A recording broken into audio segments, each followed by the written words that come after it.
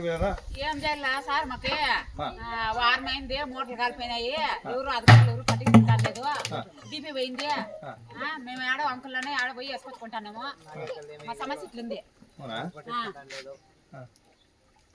ఇప్పుడు ఎన్ని రోజులైంది దీపి పోయి? దీపి నీళ్ళు ఎన్నాళ్ళైంది? బురద నీళ్ళు ఎట్లా తాగేది? బురద నీళ్ళు ఎత్తుకొస్తున్నారా?